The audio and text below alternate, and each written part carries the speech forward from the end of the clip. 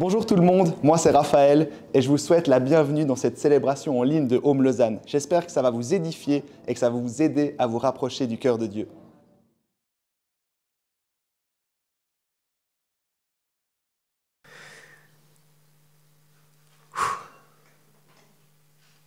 On va aller regarder ce que Dieu a pour nous ce matin? Ça marche?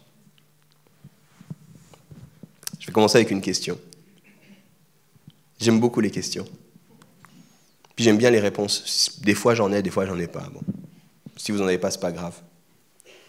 Mais est-ce que vous savez quand est-ce que Pâques aura lieu? C'est quand? Dites, balancez. C'est dans combien de temps Pâques?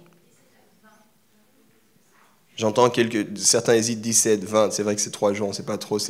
On parle du vendredi, on parle du dimanche. De quoi est-ce qu'on parle? C'est dans combien de temps Pâques? 2 semaines, 3 semaines. On hésite un peu. Hein. On ne sait pas trop. Le temps passe vite. Hein. La bonne réponse, c'est dans 3 semaines. Pâques, le week-end de Pâques, c'est littéralement dans 3 week-ends. Voilà, c'est dans 3 semaines. Certains s'en rappellent peut-être parce qu'il y a les décorations qui ont commencé. On a changé d'heure aussi. Il y a les décorations qui ont commencé à fleurir un peu partout, dans les magasins. Peut-être certains s'en rappellent parce que vous recevez dans votre boîte aux lettres, même si vous avez mis un sticker qui dit « pas de pub », vous recevez toujours des choses qui s'apparentent quand même fortement à de la pub. Et puis dans ces journaux, dans ces flyers, il y a souvent quelque chose qui rappelle des lapins de Pâques, des couronnes de fleurs, des choses comme ça. On se rappelle, n'est-ce pas, que Pâques arrive. D'autres le savent parce que vous devez vous organiser pour les vacances. Donc les vacances arrivent, c'est une bonne nouvelle, puis en même temps il y a toute la logistique qui va avec. On est une famille de 6, on a 4 enfants avec ma femme Janet. Alors croyez-moi, il y a de la logistique quand les vacances arrivent. Ça change tout le rythme. Donc on le sait bien. D'ailleurs nos filles vont dans des structures parascolaires, et pour toutes les périodes de vacances, on nous pose toujours la question. Comment ça va se passer pour les vacances? Est-ce qu'ils viennent? Est-ce qu'ils ne viennent pas? Est-ce que les enfants... Et cette fois-ci, je me suis dit, mais c'est fou cette histoire-là. On n'est même pas sorti de Noël que vous me demandez déjà qu'est-ce qui se passe aux prochaines vacances. Je ne sais pas. Je ne sais même pas ce qui se passe après-demain. Et comment je suis censé savoir ce qui va se passer dans 3 semaines? Je n'ai aucune idée. Je ne sais pas si comme moi, vous êtes aussi des fois presque stressé qu'on soit déjà bientôt à Pâques. C'est un peu perturbant, n'est-ce pas? On vient à peine de commencer l'année. Aujourd'hui, on va à 200 km à l'heure. Tout semble aller toujours plus vite. On semble avoir de moins en moins de temps. Ce n'est pas des blagues. Vous pouvez demander à ma femme. J'ai l'impression qu'un de nos voisins a enlevé son sapin la semaine passée. Et c'est déjà Pâques. Alors bon, c'était un peu le seul dernier voisin du quartier à vraiment durer sur Noël. Je pense qu'il y a un peu trop d'amour pour Noël là. Mais c'est vraiment, il n'y a pas si longtemps que ça que la personne a enlevé son sapin. Il était resté sur le balcon. Et vraiment, au bout d'un moment, j'étais là, mais est-ce qu'on lui écrit un mot? On lui dit quand même que c'est plus à propos, cette histoire. Mais on va un peu à 200 km à l'heure. Tout semble aller vite. Hier, on était à Noël et voilà qu'on est déjà à Pâques. Puis j'ai envie de m'arrêter avec vous parce que Pâques, les amis, c'est bien plus que du chocolat. Pâques, c'est bien plus que des lapins. C'est bien plus qu'une chasse aux œufs. Pâques est central au christianisme. Pâques fait toute la différence, en fait. Si aujourd'hui on se réunit, c'est parce qu'il y a eu Pâques. On ne peut pas comprendre la foi chrétienne sans comprendre Pâques. Et pour reprendre une expression que ceux qui étaient là la semaine passée vont bien comprendre, on pourrait dire que Pâques est le momentum des momentum. Le problème, c'est que souvent, on ne s'en rend pas compte. Je disais, tout va trop vite. Je ne sais pas si vous réalisez ça, on fonce d'une fête à l'autre, d'une vacance à l'autre. Puis certains, on a tellement d'informations qu'on n'arrive plus à s'arrêter, à comprendre, à assimiler ce qui se passe. Certains sociologues nous disent d'ailleurs qu'on est dans l'ère de l'information. Peut-être vous avez entendu parler de ça. Et c'est intéressant parce qu'il y a un mot qui a été créé pour ça. Je vous donne des mots comme ça vous pouvez, demain, à la pause café, vous pouvez parler de ça. Ce mot, c'est l'infobésité. L'infobésité. C'est le problème de la surcharge informationnelle. On reçoit tellement d'informations qu'on devient obèse d'informations, l'infobésité. En 2011 déjà, un journaliste et homme politique du nom de Patrick Le Yarrick disait la chose suivante. « Chacune et chacun d'entre nous a aujourd'hui accès par une diversité de canaux, de la radio à Internet, du téléphone portable à la télévision, à une multitude d'informations instantanées et en continu. Ce roulis ininterrompu donne le sentiment d'être toujours informé. Mais parfois, il assiège plus les citoyens qu'il ne les libère. Cette surinformation chasse l'information et sa hiérarchisation. » C'est vrai, n'est-ce pas? Je vais te donner quelques chiffres, juste pour te parler de à quel point on est surinformé. Il y a trop d'informations aujourd'hui. Un des réseaux sociaux le plus utilisé est Instagram. On compte plus de 100 millions de posts par jour sur ce réseau uniquement, sachant qu'il y a une dizaine d'autres réseaux qui sont extrêmement populaires aussi. On estime que chaque 12 heures, la totalité des informations disponibles sur la planète Terre double. Chaque 12 heures. C'est complètement fou. Juste à titre de comparaison, si on remonte à l'époque de Jésus-Christ, grosso modo l'an 0, on estime qu'il a fallu 1500 ans pour que l'information disponible à l'an 0 ne double. Ce qui a pris 1500 ans à l'époque prend aujourd'hui 12 heures. Si vous voulez aller regarder ça, c'est les scientifiques qui regardent ça, ils appellent ça the knowledge doubling curve, la courbe de connaissance. Et ils disent, c'est une façon exponentielle, c'est juste ridicule. Mais pensez-y, à l'époque de Jésus, il n'y avait pas de réseau social. Donc Pierre ne pouvait pas faire une selfie en disant « miracle incroyable, on a nourri 5000 hommes ». Et puis ce n'était pas possible que quelqu'un d'autre ne retweete ça, et puis que CNN décide de faire un article là-dessus, et puis que la RTS dise « selon CNN, il semblerait qu'on va envoyer quelqu'un sur place ». Ça, c'est toute l'information qu'on a. Vous donnez de l'information constamment. Quand on parle d'information, c'est vos mails, c'est tout ça. Il y a de l'information constamment qui part. Avant, c'était extrêmement coûteux de transmettre de l'information, donc il y avait beaucoup moins d'informations. Pourquoi est-ce que je vous dis tout ça? Mon but, ce n'est pas de vous gaver de plus d'informations. Merci de me donner quelques minutes ce matin. Mon but, ce n'est pas juste qu'on soit juste sous l'information. Mon but, ce n'est pas d'ailleurs de plus de parler de Pâques, là, tout de suite, maintenant. On se prépare à Pâques, j'espère qu'il y en a qui se réjouissent. On va tout faire pour vivre une belle célébration. Mais en fait, j'aimerais qu'on redonne de l'importance à Pâques dans nos vies. J'aimerais qu'on réalise la signification de ce moment. Et en fait, du coup, j'aimerais qu'on s'y prépare. Mon père, qui est pasteur, m'avait vraiment rendu attentif à ça en me disant, tu vois, les choses les plus importantes dans la vie, c'est des fois les choses auxquelles on accorde le moins de temps. Et puis il me disait, pour nous, en tant que chrétiens, Pâques devrait être central. Mais on court tellement qu'on ne réalise même plus que Pâques arrive. Et subitement, pouf, Pâques est déjà derrière. Parce que pour ceux qui comptent en vacances, dans 12 semaines, c'est les vacances d'été. 12 semaines après Pâques. Pour ceux qui comptent en vacances, je sais qu'après Pâques, vous pensez déjà à l'Ascension. Après l'Ascension, je sais que vous pensez à la Pentecôte. Puis après la Pentecôte, vous dites, voilà, l'été arrive. Puis l'été n'est même pas encore fini que vous dites, c'est déjà bientôt l'hiver. Il faut encore qu'on fasse quelque chose en octobre. Vite, la dernière vacance où je peux avoir un peu de soleil, c'est octobre. Puis aux vacances d'octobre, vous êtes en train de planifier. On fait Noël chez toi ou chez moi? C'est chez qui qu'on va faire Noël? Il ne faut pas qu'on fasse trop de Noël. L'année passée, on en a fait 5, c'était un peu trop. Cette année, on essaie d'en faire moins. Ouais, mais celui-ci, il est obligé. Ok, bon, on fera quand même celui-ci. Mais alors du coup, à Pâques, on se repose. On est toujours en septembre, on parle déjà des prochaines vacances de Pâques. Quelle folie.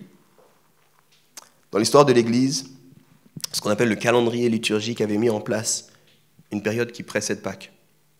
Et puis c'est une période qui était très très importante. On le connaît plus pour la période qui précède Noël, qu'on appelle la période de l'Avent. Vous connaissez ça? Mais en fait, avant Pâques, il y a aussi une période, et cette période s'appelle le Carême. Il y en a qui sont encore familiers avec le mot du Carême, ça va? Ça marche. Cette période était et est toujours très importante, en particulier chez les catholiques, chez les orthodoxes. Il y a vraiment toute une liturgie qui accompagne la période du Carême. C'est 48 jours avant Pâques, le Carême, si jamais vous demandez. C'est les 40 jours, littéralement d'une forme de jeûne, 40 jours de jeûne, suivis d'une semaine particulière, qu'on appelle la Semaine Sainte, et puis ensuite on arrive à Pâques. Ça, c'est dans la liturgie. Dans la liturgie protestante, la notion du carême a pris principalement une dimension méditative et personnelle. C'est beaucoup moins marqué, on en parle un peu, mais c'est beaucoup moins marqué, c'est plus à l'individu de réfléchir à cette saison, à cette période. Et puis dans la liturgie protestante évangélique, qui n'est pas vraiment de liturgie formelle, en fait souvent c'est juste oublié. Je crois qu'on devrait se préparer à Pâques, afin d'en saisir le sens. Je crois qu'on devrait ralentir dans nos vies, afin de s'approprier le sens de Pâques, afin de ne pas juste courir au travers de nos vies. Je crois qu'on devrait en fait veiller, notamment dans la société de l'infobésité, à ne pas simplement courir au travers de Pâques, mais de s'arrêter, de réfléchir à Pâques. Alors ici, il y en a certains qui font carême, il y en a certains qui jeûnent, il y en a certains qui ont un programme de lecture biblique, il y en a certains qui ont un programme de prière, et puis tout ça est très bien. Et c'est exactement dans cette même idée qu'on veut en fait ensemble entrer dans une série assez courte, 3 semaines, qu'on a appelée Sacrifice. Et on commence aujourd'hui cette série qu'on a appelée Sacrifice. Il y aura littéralement 2 messages, cette semaine, la semaine prochaine. Et puis le dimanche qui va précéder Pâques, on n'aura pas un message, mais on aura un temps de louange et prière. Mais dans cette idée-là, de la préparation jusqu'à Pâques. C'était une longue introduction, vous êtes toujours avec moi? Ça va? On lit la Bible ensemble? Il y a moins d'IS là. Ok, on va lire la Bible ensemble, même si vous ne le voulez pas. Je vais vous imposer le fait d'entendre la Bible, même si vous ne voulez pas la lire. Pour ceux qui ont une Bible, vous pouvez aller à Ésaïe au chapitre 53. Pour ceux qui préfèrent, vous pouvez suivre aussi juste au-dessus de moi, ça va s'afficher. Ésaïe 53, on va lire les 7 premiers versets. Ésaïe 53. Je laisse le temps pour que vous puissiez aller dans vos Bibles.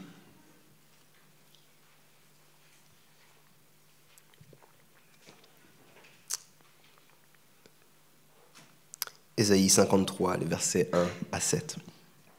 Je lis. Qui a cru ce qui nous était annoncé? Qui a reconnu le bras de l'Éternel? Il s'est élevé devant lui comme une faible plante, comme un rejeton qui sort d'une terre desséchée. Il n'avait ni beauté ni éclat pour attirer nos regards, et son aspect n'avait rien pour nous plaire. Méprisé et abandonné des hommes, homme de douleur et habitué à la souffrance, semblable à celui dont on détourne le visage, nous l'avons dédaigné, nous n'avons fait de lui aucun cas. Cependant, ce sont nos souffrances qu'il a portées. C'est de nos douleurs qu'il s'est chargé, et nous l'avons considéré comme puni, frappé de Dieu et humilié. Mais il était blessé pour nos péchés, brisé pour nos iniquités. Le châtiment qui nous donne la paix est tombé sur lui, et c'est par ses meurtrissures que nous sommes guéris. Nous étions tous errants, comme des brebis. Chacun suivait sa propre voie, et l'Éternel a fait retomber sur lui l'iniquité de nous tous. Il a été maltraité et opprimé, et il n'a point ouvert la bouche, semblable à un agneau qu'on mène à la boucherie, à une brebis muette devant ceux qui la tondent. Il n'a point ouvert la bouche.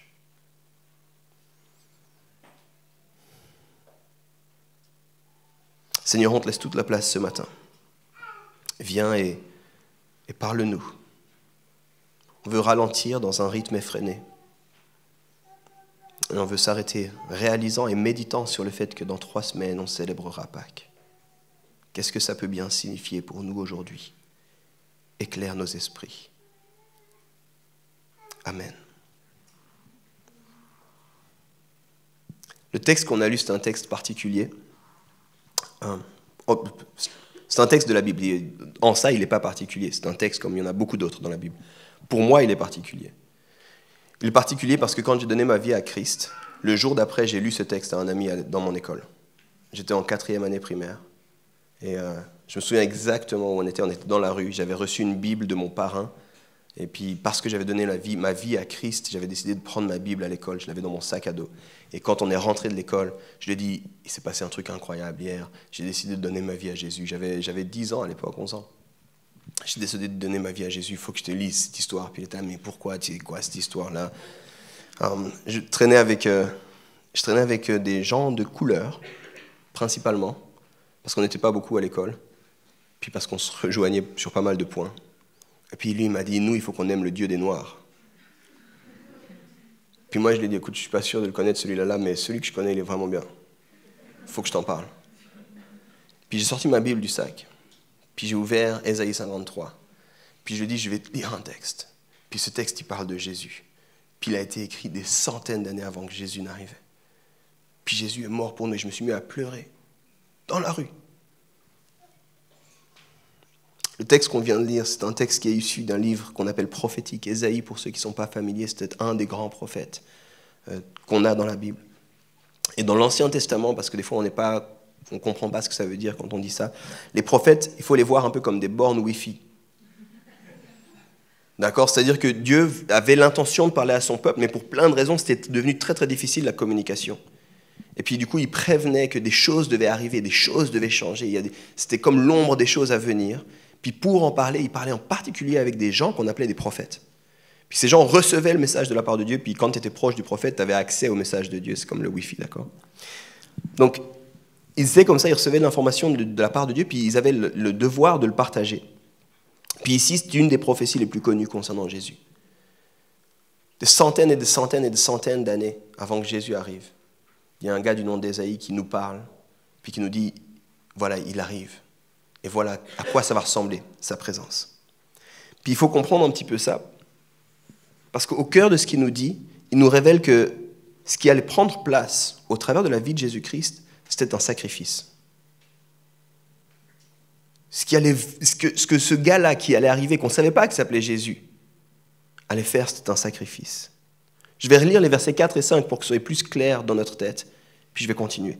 Les versets 4 et 5 d'Ésaïe 53 disent ça. « Ce sont nos souffrances qu'il a portées, c'est de notre douleur qu'il s'est chargé, et nous l'avons considéré comme puni, frappé de Dieu et humilié, mais il était blessé pour nos péchés, brisé pour nos iniquités. Le châtiment qui nous donne la paix est tombé sur lui, et c'est par ses meurtrissures que nous sommes guéris. »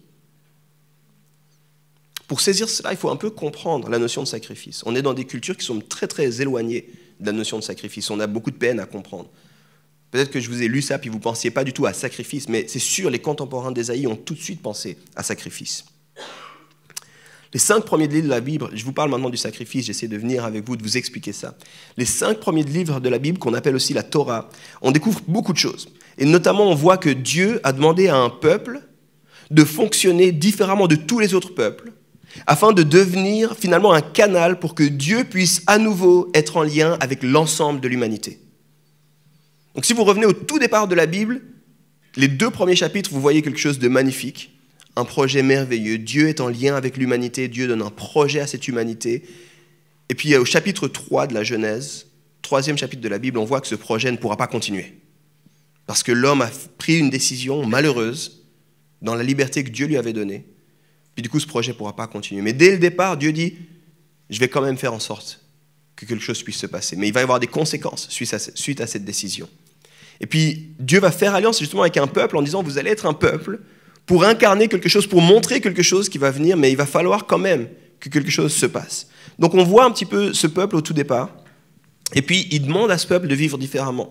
Et une des choses qu'il va demander, c'est notamment, on le voit dans le livre des Lévitiques, qui est un livre pas très fascinant à lire au passage, mais ce qu'on voit, c'est toutes des rituels de sacrifice, et de sacrifice sur des animaux. Et en fait, c'est important parce que nous, aujourd'hui, on a l'impression que ouais, mais on a passé ça, mais il y a quelque chose de l'ordre du sacrifice qui reste extrêmement important pour nous. Si vous êtes témoin d'une injustice, vous et moi, vous êtes témoin d'une injustice, normalement, à moins qu'il y ait un problème chez vous, vous savez que dans votre cœur, il faut régler la chose. Vous savez qu'on ne peut pas juste rester sur une injustice, c'est pas OK. La plupart des gens sentent au fond d'eux que quelqu'un doit payer par rapport à l'injustice qui s'est passée. Il faut qu'il y ait une forme de rétribution, à quelque part. On sait ça. Je vous donne un exemple. J'ai 4 enfants, mais 2 qui sont un peu plus grandes et puis qui vivent un peu plus leur vie. Et quand je vois ces 2-là, si une de mes filles, imaginons la grande, Elisha, décide de nulle part de passer à côté de sa sœur, de lui donner une claque et puis de continuer. En tant que parent, je ne vais pas me dire, il faut que jeunesse se fasse. C'est comme ça, bon. En tant que parent, je ne vais pas non plus me dire, la roue tourne, elle donne des claques, elle va en prendre une fois. Non, en tant que parent, je me dis, non, stop, c'est pas juste ce qui se passe là. C'est pas juste. Puis je prends ma fille, je dis, qu'est-ce qui s'est passé? Pourquoi tu as réagi comme ça? C'est pas OK. Puis on est béni, on n'a pas des enfants qui se tapent gratuitement, d'accord? C'est pas un exemple de la vie de tous les jours, ce que je vous dis là. On est reconnaissant pour ça. Il y en a qui disent, j'espère bien. Mais souvent, quand elles se font du mal, c'est plutôt de façon involontaire. Puis nos filles, là, à l'étape où elles en sont, souvent, elles se font du mal de façon involontaire. Et puis, surtout la deuxième, elle dit juste « pardon », puis elle continue. Puis moi, je suis là « non, reviens ici ». C'est pas OK, en fait. Elle dit « ouais, mais j'ai pas fait exprès, je voulais juste… » Je sais, j'ai vu la scène, je sais que tu voulais pas faire exprès, mais il faut que tu comprennes qu'il y a quelque chose qui s'est passé qui n'est pas juste. Puis il faut que tu t'arrêtes un petit moment. Il faut que tu regardes ta sœur, est-ce que tu peux l'aider, est-ce que ça va, est-ce qu'il y a quelque chose que tu pourrais faire, et il faut que tu t'excuses correctement, en fait. Ça, c'est parce qu'on sait, au fond de nous, quand il y a une injustice, il y a besoin de réparation. Quand du mal est commis, on a conscience qu'il y a besoin de réparation. Et dans un tel contexte, Dieu met en place la notion de sacrifice. Parce que vous comprenez bien que dans la vie de tous les jours, dans la société, ce n'est pas juste une claque innocente, malencontreuse. Il y a plein d'autres injustices qui prennent place. Et en fait, Dieu met la notion de sacrifice et la notion de sacrifice des animaux justement comme un symbole de justice, mais aussi un symbole de grâce. Ça veut dire que quand vous aviez commis une erreur, vous deviez emmener un animal, et cet animal devait mourir à votre place. Ça, c'est le symbole de justice. Il fallait que quelqu'un paye pour la faute qui a été commise. Alors vous en faites pas, là, ce n'est pas toujours des grands animaux, des fois c'est des tourterelles, des fois c'est... Et allez lire Lévitique, vous verrez, c'est compliqué. Là. Plein d'animaux. Si vous n'avez pas 2 tourterelles de ce type-là, vous pouvez alors prendre alors à ce moment-là un agneau. Si vous n'avez pas un agneau comme ça, vous pouvez prendre alors cet animal. C'est très très codé cette histoire. Mais ça, ils avaient compris, puis ça c'est le symbole de justice. Il faut que justice soit faite. Puis du coup, les gens comprenaient ça. Mais ce qu'on ne réalise pas toujours, c'est que c'est aussi un symbole de grâce, la notion de sacrifice. Parce qu'en d'autres termes, si Arthur, je donne un nom au hasard, Arthur avait fait une faute, normalement c'est Arthur qui devait payer. Mais là, c'était quelqu'un d'autre qui payait à sa place. Et du coup, il y avait une forme de grâce pour Arthur. Il pouvait continuer dans sa vie, même s'il avait fait une injustice. Même s'il avait commis une injustice, il y allait quelqu'un qui allait devoir payer. Mais ce n'était pas lui. Donc à la fois, le sacrifice, il y avait fortement cette notion de justice, et il y avait fortement cette notion de grâce aussi. Plutôt que de faire mourir celui qui a commis le mal, c'est un animal qui prend sa place. Et il y a un terme pour ça, c'est le terme d'expiation. On nous dit l'animal fait office d'expiation. Le mal est oublié, le péché est pardonné parce que quelqu'un a pris la place. Dans un tel contexte, et si vous lisez en particulier les Lévitiques, vous verrez que le sang prend aussi une place importante dans les sacrifices. Le sang prend une place importante et souvent le sang de l'animal devait être répandu comme une aspersion pour dire en fait, il y a une purification qui est faite. Ce n'est pas seulement, ok, c'est réglé à l'interne entre toi, mais il y a une purification qui est faite et c'est comme un terrain nouveau, c'est comme un restart. On peut recommencer, on oublie ce qui s'est passé puis on continue maintenant. Donc ça, c'est le contexte des sacrifices. Pourquoi les sacrifices? Et du coup, les contemporains d'Ésaïe, quand ils entendent les versets qu'on a lus avant, quand ils entendent cette histoire-là, ils comprennent en fait que d'une façon, il y a un homme qu'on attend, cet homme qu'on attend, et cet homme-là va vivre une forme de sacrifice à notre place. Ça, ils le comprennent bien. Et ils comprennent justement que, dans une certaine mesure, cet homme qui allait venir allait être un sacrifice pour nous tous. Si vous relisez Ésaïe 53 avec ça à l'esprit, c'est évident pour vous. Ça ressort. Il a pris nos péchés. C'est à cause de notre faute que lui va payer de sa vie. Il va être méprisé. Il ne va rien dire. Et regardez à quel point il y a des notions, notamment avec la brebis, comme une brebis qui n'ouvre pas la bouche. Il y a toutes ces notions. Et l'animal de la brebis était souvent un animal du sacrifice. Donc c'était une évidence pour ceux qui écoutaient. Maintenant, je fais une avance rapide pour tous ceux qui sont moins Ancien Testament. On fait une avance rapide, puis on vient dans le Nouveau Testament. Le Nouveau Testament commence avec la vie de Jésus, 500-600 ans après Ésaïe. Et dans un des évangiles, il y a 4 évangiles, 4 histoires de la vie de Jésus, 4 biographies de Jésus-Christ. Celle de Jean, dans l'évangile de Jean, on nous parle du cousin de Jésus, qui s'appelait Jean-Baptiste, et puis qui annonçait l'arrivée de Jésus, qui préparait l'arrivée de Jésus. D'accord ? Donc, on fait une pause, on a cette notion de sacrifice, on a Ésaïe qui annonce quelque chose de surprenant, qui fait écho au sacrifice. Maintenant, on avance rapide, Jésus débarque, son cousin, Jean-Baptiste, annonce que Jésus va venir. Et écoutez, je lis avec vous, Jean 1, le verset 29, c'est qu'un verset, donc il apparaît ici. Le lendemain, il vit Jésus, c'est Jean-Baptiste, qui venait à lui et il dit « Voici l'agneau de Dieu qui ôte le péché du monde. » T'as déjà annoncé ton cousin comme ça ? T'es là à la maison, c'est le repas de famille. Voilà l'agneau de Dieu qui ôte le péché du monde. T'as pris les cookies? C'est une bizarre cette façon-là. Qui appelle son cousin de cette façon-là? C'est clair que Jean-Baptiste ne parlait pas que de son cousin, puis que hey, je suis content de te voir, buddy. Il y avait autre chose qui était dit là, il y avait autre chose qui était déclarée à ce moment-là. Et en fait, on est au tout départ de la vie de Jésus-Christ. C'est Jean 1. C'est au tout départ de la vie publique. Jésus devait avoir environ 30 ans à ce moment-là. C'est qu'à 33 ans qu'il va mourir sur une croix. Personne n'avait l'idée même de la mission de Jésus. Jésus lui-même n'avait pas encore commencé à dire ce qu'il allait faire. On est au tout départ. C'est très bizarre comme introduction. Mais Jean nous dit lui aussi, à quelque part un peu, comme Ésaïe nous dit, celui-là va mourir à notre place. Il sera tel un agneau qui sera sacrifié. C'est un peu ça que Jean est en train de nous dire. Et c'est ce qui a pris place à la croix. C'est ce qui a pris place à la croix. Ce n'est pas simplement une peine de mort. La croix, il y a beaucoup de gens, de contemporains de Jésus-Christ qui sont morts sur une croix.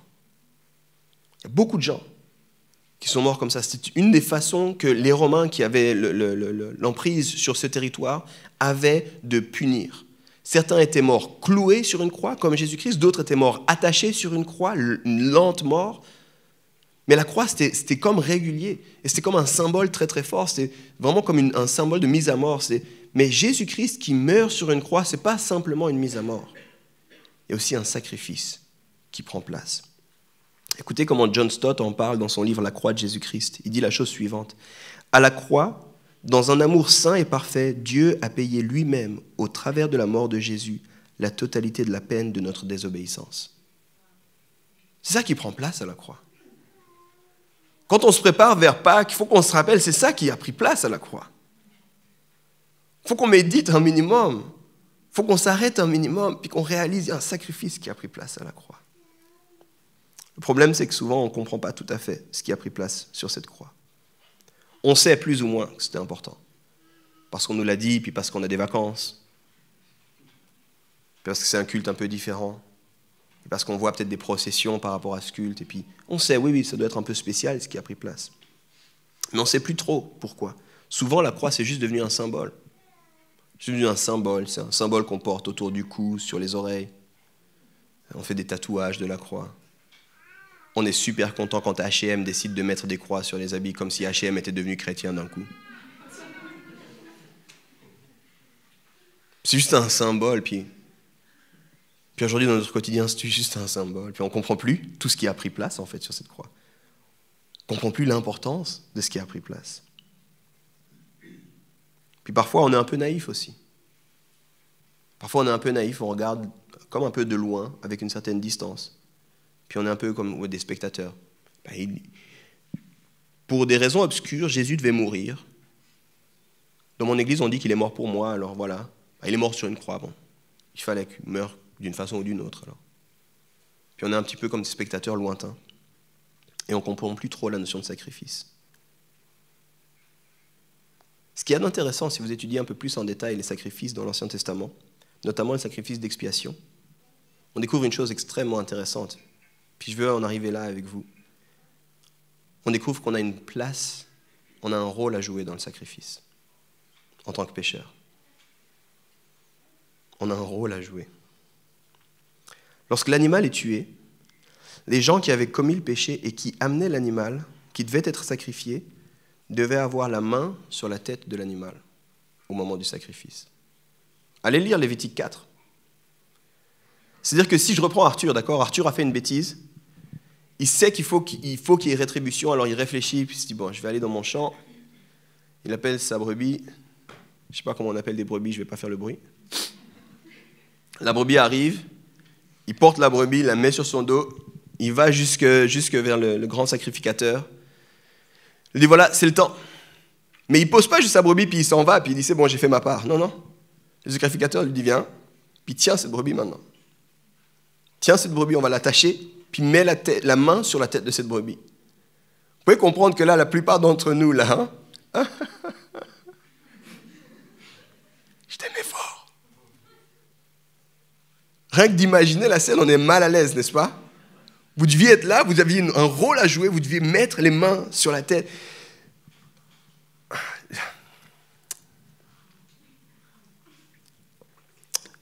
Ma fille vient de découvrir ce que ça voulait dire qu'on mange de la viande. Il y a quelques temps, c'est pas là tout juste cette semaine, mais il y a quelques temps, elle disait, mais quand on dit cheval, parce que moi j'aime bien spirit, quand on dit cheval, ça veut dire c'est cheval, parce que tu sais, je suppose ici, la plupart d'entre vous comme moi, si vous allez prendre de la nourriture, vous allez à la Migros, à la Coop, whatever, vous prenez, puis le cheval n'a pas la tête d'un cheval, on est assez d'accord? Le cheval, c'est juste une pièce rouge. Elle ne sait pas trop. Mais du coup, elle nous demande, mais le cheval, c'est cheval? On dit, ouais. Elle fait, mais non. Elle a dit, ouais, c'est ça. Et après, elle dit, mais ça veut dire que agneau, ça veut dire c'est agneau. Oui. Bœuf, c'est... Oui, ça va être comme ça pour tous. Poulet, c'est la poule. Oui. Mais non! Puis elle rigolait, elle comprenait pas vraiment.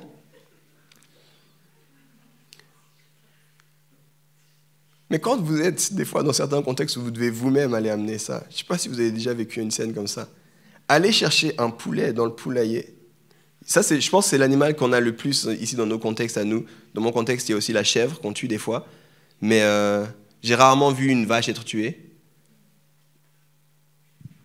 Le cochon, il y en a certains, c'est le cochon, c'est ça. Et quand tu prends un poulet, quand tu vas chercher le poulet, tu sais, il y a quelque chose qui se passe dans le poulailler. C'est comme ces bêtes-là savent qu'il y a quelque chose qui arrive. Ils s'en vont, ils partent. C'est pas facile de prendre l'animal, c'est pas facile de l'amener. Il se débat souvent quand tu veux l'amener. Il faut être souvent à plusieurs pour pouvoir le tenir ou quoi. Faut être, ou alors vraiment expérimenter dans la chose pour pouvoir ensuite couper le cou de l'animal. Souvent, juste après que tu aies coupé, il y a encore quelques mouvements qui sont là. C'est en particulier très vrai avec le poulet. Puis après, il y a tout un travail à faire pour enlever tout ce qu'on ne peut pas consommer. C'est une longue affaire. Beaucoup plus que d'aller chez McDo et demander des nuggets. Hein.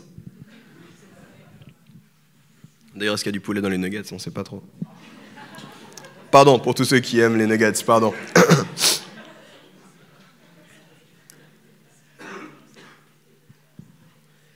Maintenant, je reviens sur le fait que Jésus a été sacrifié pour nous à Pâques. Est-ce que d'une certaine façon, on n'est pas un peu désengagé de ce sacrifice? Est-ce qu'à quelque part, on ne se désengage pas parfois? On est un peu comme des touristes, tu sais. Des spectateurs lointains. Des fois, j'entends, c'est un peu, ouais, mais c'était Jésus, c'était son œuvre, tu sais. Un peu comme des fois, tu dis d'un artiste, c'est son délire, là. Mais c'est pas son œuvre, en vrai. S'il fait ça, c'est pour toi. Pour moi, une façon de le comprendre, c'est de réaliser que avant d'être la croix de Jésus-Christ, c'est la croix qui t'était destinée à toi. C'est la croix qui m'était destinée à moi. Celui qui aurait dû payer de sa vie pour sa vie de péché, c'était moi. Puis en fait, il a été d'accord de prendre ma place à moi et de mourir à ma place à moi. Puis je ne peux pas juste être désengagé et regarder de loin cette histoire-là. Je dois réaliser, je dois comprendre ce qui prend place. Je dois saisir. Tu vois, une des choses qui se passait quand les gens mettaient la main sur l'animal, une des choses qui se passait, tous les historiens, tous les contemporains qui disent ça, c'est que tu sens la vie quitter cet animal. Et à quelque part, c'était un reflet. Si ton cœur à toi peut encore battre, c'est parce que son cœur là s'est arrêté. Si ton sang peut rester dans tes veines, c'est parce que son sang coule maintenant. Et il y avait une place qui était prise, puis il fallait mettre les mains sur la tête de l'animal qui était tué. J'ai failli appeler mon message d'ailleurs « Pose tes mains sur Jésus ». Je préférais un titre un peu moins bizarre, un peu moins... C'est bizarre, « Pose tes mains sur Jésus ». Du coup, j'ai appelé mon message « Une vie sacrifiée par amour ». Je pense qu'un des gars qui l'a bien compris, puis on reparlera sans doute de lui à Pâques, il s'appelle Barabbas. Je pense que c'est un des gars qui a dû vraiment comprendre ça. Parce que sans doute, on ne sait pas tous les détails, mais sans doute, en tout cas, sur ce qu'on appelle la semaine sainte, il était en prison, lui. Il était en prison à Jérusalem. Puis quand Jésus entre, lors du dimanche des Rameaux, à Jérusalem, en fait, Barabbas a sans doute entendu les clameurs dans la ville. « Hosanna, Hosanna ». Hosanna. Puis sans doute que Barabbas, depuis sa prison, il se dit, il se passe quoi là? Il savait que c'était la Pâque, il savait qu'il y avait du monde, mais d'un coup il entend un cri là au milieu, il dit, il se passe quoi? Puis sans doute parce qu'à l'époque, dans les prisons, c'était différent qu'aujourd'hui, il y a quelqu'un qui a dû lui dire, ouais, c'est ce gars un peu surprenant, Jésus, qui se balade un peu partout, qui est entré, et puis les gens l'acclament, ils ont lancé leur manteau, ils ont lancé les rameaux, et puis on se Barabbas se dit, ah, ce type-là, c'est encore une histoire là. Et Barabbas était un homme de mauvaise vie. Il savait pourquoi il était en prison.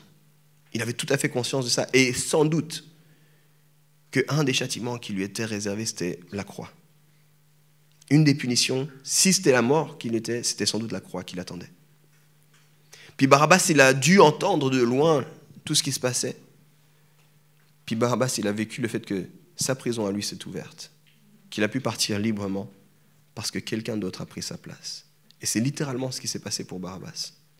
C'est littéralement ce qui s'est passé parce que, je vous passe les détails, on en parlera à Pâques, je l'ai dit, mais le Sanhédrin et tout, le trial, le jugement qu'il y a eu, le procès qu'il y a eu pour Jésus, littéralement on lui pose cette question, est-ce qu'il y a quelqu'un, qu'est-ce qu'on fait avec lui? Et puis il dit, crucifie-le. Et puis est-ce qu'il y a quelqu'un qui voulait sortir Barabbas?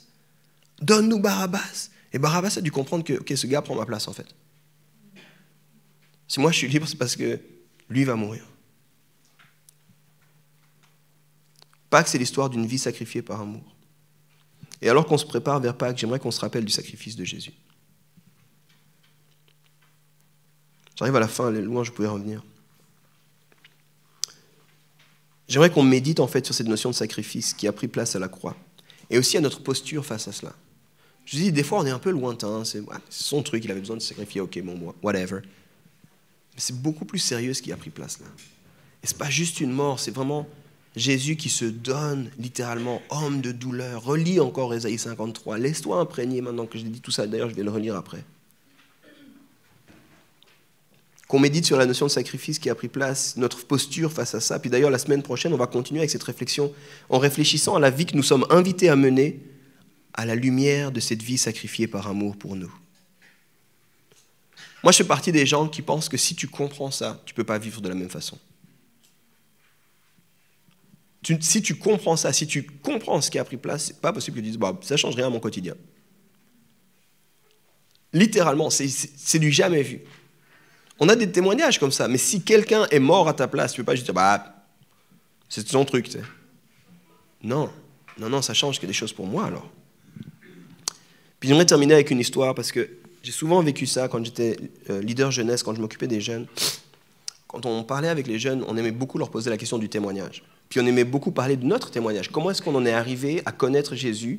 Comment est-ce qu'on en est arrivé à reconnaître Jésus dans notre vie? Puis souvent, les jeunes qui étaient issus d'une famille chrétienne commençaient leur témoignage avec des phrases qui ressemblaient à ça. Bon, tu sais, moi, c'est pas fou, mon témoignage. Juste, voilà, je suis né dans une famille chrétienne, mes parents étaient chrétiens, donc je suis chrétien. Puis il y avait un fardeau, tu sais, une peine dans notre cœur au leader parce qu'on était là. Mon ami, c'est fou ce qui a pris place.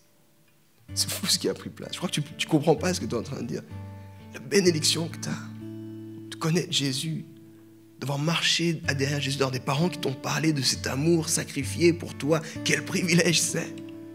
Puis je me souviens d'un jeune en particulier qui nous disait une fois, il était comme en révolté, au milieu de l'âge bête. 17 ans, 16 ans, on était dans un camp, puis son cœur allait plus vite que tout dans son corps. Il aimait toutes les filles. Il détestait l'école, détestait la famille.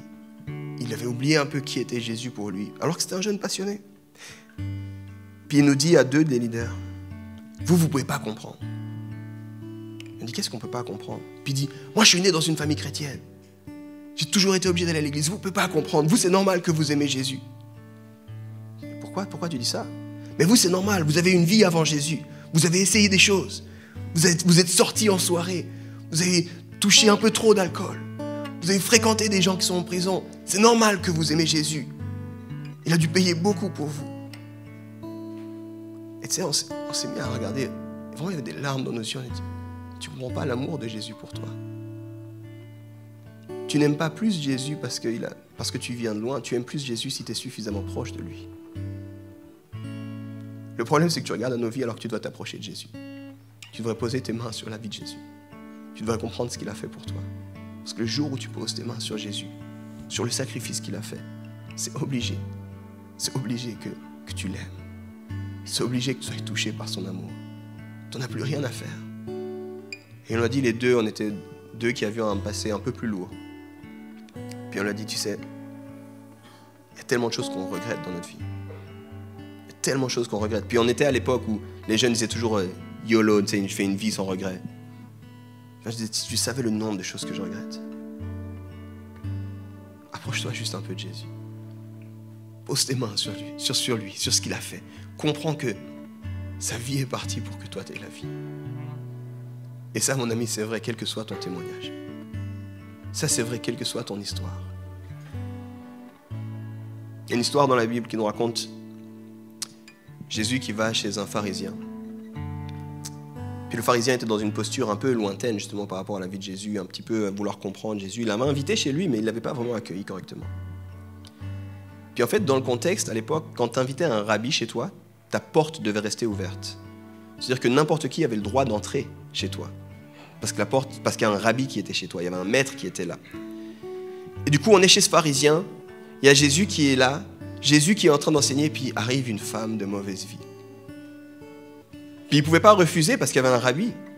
Alors cette femme arrive, puis elle se met aux pieds de Jésus, puis elle déverse son parfum sur Jésus. Puis elle nettoie les pieds de Jésus avec ses larmes. Puis c'est une scène très surprenante, très pour nous là, c'est ce qu'elle fait là. Mais cette femme a su poser les mains sur Jésus. Puis Jésus va parler de ce que cette femme a fait. Puis je crois que c'est parce qu'elle était assez proche de Jésus, de ce qu'il avait fait, qu'elle comprenait l'amour de Jésus. Le pharisien, c'était un maître. Il voulait comprendre les choses de la loi, il voulait savoir ce qui se passait, mais il n'était pas très proche de Jésus. J'ai envie de te dire, on n'a pas besoin de plus de problèmes, de plus de drogue, de plus de vols, de venir de plus loin, d'un témoignage impressionnant pour aimer plus Jésus.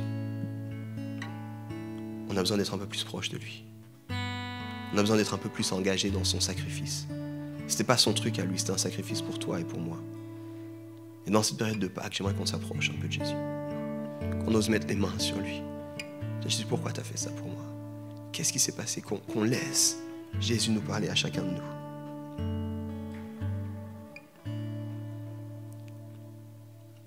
Il est mort à ma place.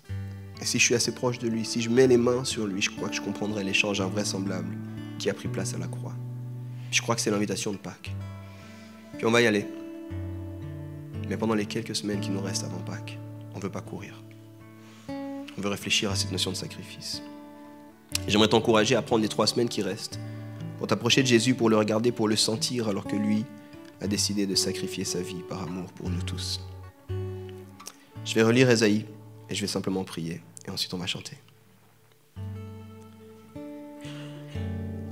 Qui a cru ce qui nous était annoncé? Qui a reconnu le bras de l'Éternel?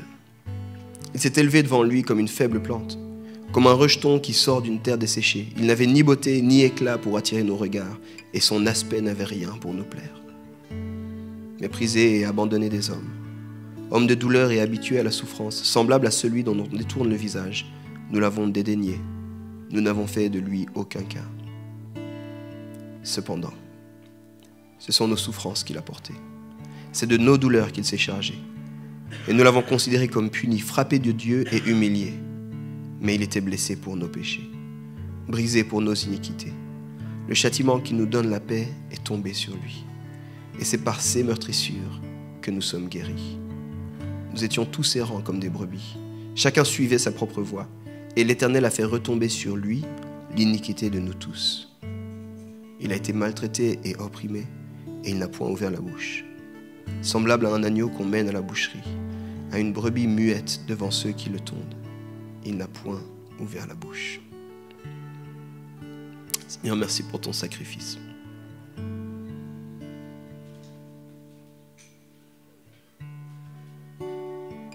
Pardon, Seigneur, de ne pas réaliser que cette croix, elle m'était destinée à moi. Et tu as été d'accord de prendre ma place. Merci pour cet amour sacrificiel, pour cet amour qui dépasse l'entendement. Permets-moi d'être en admiration devant toi. Permets-moi d'être en adoration devant toi. Pardon pour les fois où je l'ai pris à la légère, cette croix. Pardon pour les fois où je me suis désengagé de ce qui s'est passé, comme si ça ne me concernait que de loin. Alors qu'on s'en va vers Pâques, aide-nous à nous approcher plus de toi. Dans le nom de Jésus. Amen. On arrive à la fin de cette célébration en ligne, j'espère que ça vous a plu. Vous pouvez retrouver toutes les vidéos et les séries sur notre chaîne YouTube. Et puis on vous souhaite une bonne semaine et une bonne journée.